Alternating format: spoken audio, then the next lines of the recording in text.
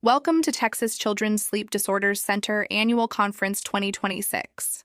Today, we're diving into tracheostomy open studies, focusing on how to recognize correct signal variables and identify when something isn't quite right. These distinctions can make all the difference in how we interpret patient data. In open tracheostomy sleep studies, airflow does not come from the nose. Airflow exits directly through the trach. This is the true source of ventilation. Nasal sensors do not measure airflow in open tracheostomy patients. PTAF and thermistor sensors must be placed directly at the airflow stream. Nasal airflow signals may still display waveforms due to transmitted pressure and minor upper airway airflow. However, these signals do not reflect true ventilation, as the primary airflow bypasses the upper airway. Therefore, interpretation must rely on direct tracheal airflow rather than nasal measurements.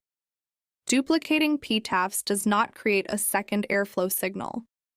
Without proper airflow measurements, respiratory events may be misinterpreted.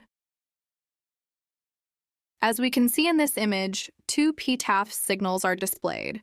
This duplication can interfere with accurate event scoring and lead to misinterpretation.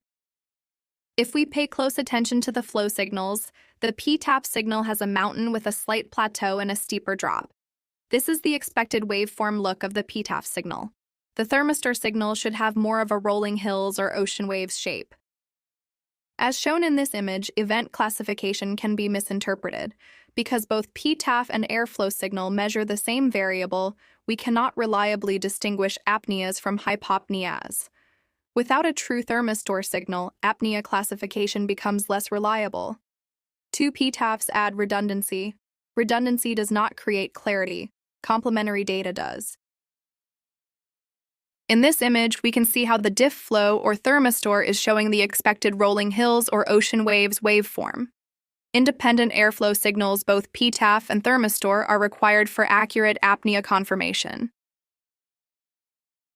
Understanding what each signal truly represents allows us to avoid misclassification and improve diagnostic accuracy. That's why signal selection matters. Without both signals, the patient may not be accurately assessed as a candidate for ventilator weaning or decannulation. At the end of the day, it's not about having more signals, it's about having the right ones. Because in sleep medicine, clarity doesn't come from repetition. It comes from perspective. Thank you for watching. I hope this provided clarity on why both PTAF and differential flow signals play a critical role in accurate staging during open tracheostomy polysomnography.